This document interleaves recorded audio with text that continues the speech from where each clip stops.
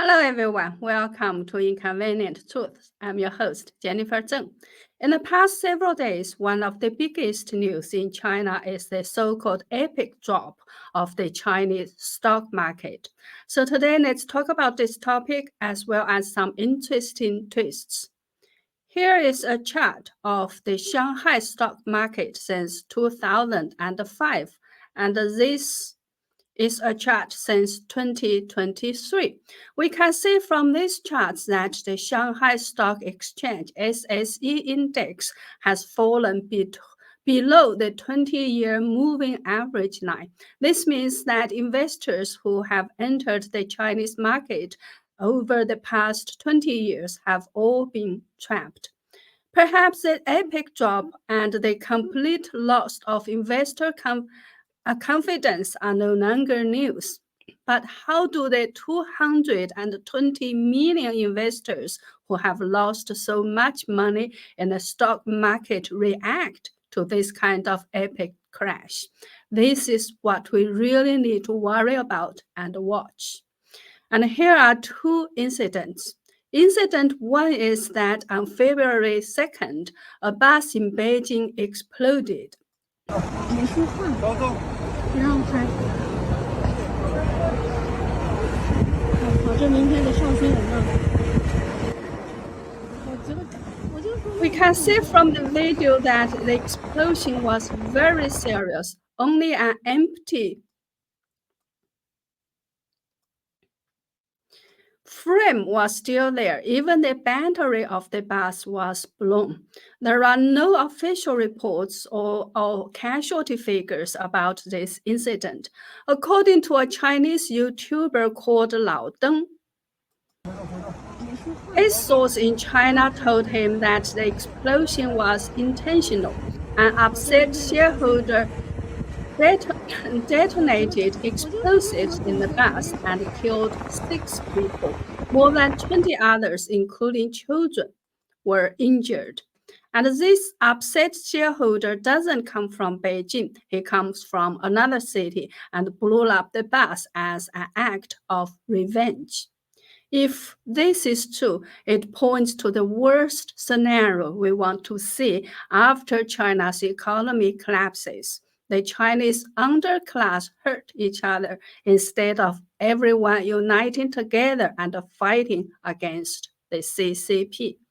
Like I said in my last show, the CCP doesn't care about how bad the economy is. All they need to do is control society, the media, social media, and the overall narrative. Lao Deng also revealed that during this round of market crashes, about 270 people have jumped to their deaths. This is also unprecedented, but the CCP covered this up completely. No one ever heard about these deaths. The second incident is quite amazing. On February 2nd, because angry investors had nowhere to vent their anger, they all flocked together to the U.S. Embassy's Weibo account in China to express their dissatisfaction under a post about giraffes, and some even directly requested the US to come and take over China's stock market and rescue Chinese stockholders. In a very short period of time, the post received over 730,000 likes, nearly 170,000 comments, and 19,000 shares. Let's check some of the comments. Please save China's stock market. We welcome you. The day you attack China, hundreds of millions of Chinese people will be your solid backing. Please, merciful America, save us. 200 million Chinese people are so angry about the government. Why don't you do something? I'm wrong. It's the US that is the hope of mankind. Please help us. Bring your aircraft carriers here. I can't take it anymore. Soon afterwards, the CCP started to limit the comment area. This message shows that your comment was posted. However, as there is a delay in synchronizing server data, please be patient. Thank you very much. This means they told you that your comment was posted, but you can't see it yet. After the Chinese shareholders flocked to the Weibo account, after that, Chinese shareholders flocked to the Weibo account of India's embassy in China and did the same thing. Some say I used to attack the US and India in the past. Now I support you. I was wrong. I'm sorry. Some say I envy the performance of your share market. Some say I'm persecuted by the Chinese share market. How can I migrate to India? Some say, please share with us your successful experiences with your share market. Some say, I think India is the number 2 powerful country that is only next to the US. I applaud India.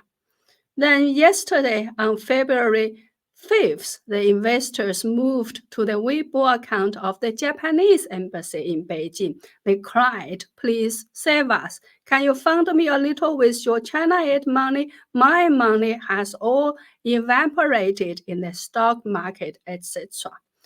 As all these comments were first left under a U.S. embassy's post about protecting giraffes, this incident was referred to as the giraffe incident. So, in a sense, the Weibo accounts of the foreign embassies in China have become Chinese shareholders' Western wall. They came here to mourn at the destruction of their wealth and hope and pray for rescue.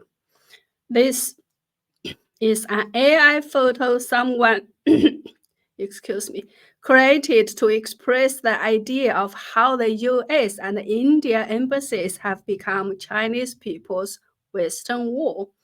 This is another funny photo with a photo caption annual group photo of Chinese shareholders. Can you feel the humor and bitterness in these photos? You might be wondering the ups and downs of stock markets are quite normal, and nobody who gets into the market should be and anybody who gets into the market should be mentally prepared for the risks. Why do they complain about the government? The truth is, China's stock market is very different. In normal countries, the stock market is where businesses raise funds and then share their profits with investors. But in China, the stock market was set up to help desperate state-owned enterprises out of trouble and help state-owned banks to get rid of the huge amount of bad debt. It is just a cash machine for the state-owned businesses and banks. Then, more people joined the game, including the CCP's Development and Reform Commission, the State Council, the financial system, as well as the media, the CCP officials at central and local levels, and even many so-called experts.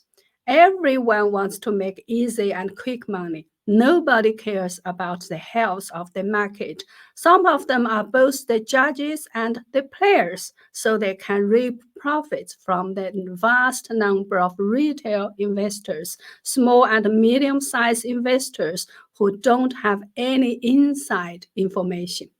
The whole atmosphere of the country encouraged people to get rich quickly, and the stock market seems to be a place where the dream of getting rich quickly can be realized.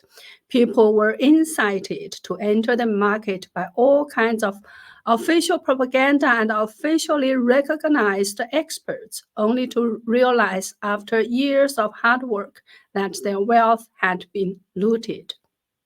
Under such circumstances, they of course feel that the government should be blamed because the official propaganda gave them false dreams.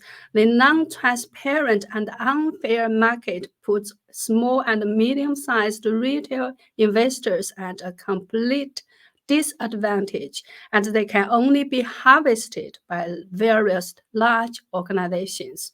Under such circumstances, small shareholders certainly feel that the government should be held responsible for their losses. So what will happen if the market continues to fall?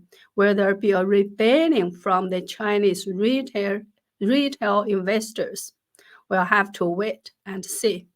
Well, that's all for today. If you feel like signing up for a membership or making a donation to support me, please visit my website at jenniferzengblog.com. Otherwise, please help me spread the message by subscribing to my channel or sharing my videos.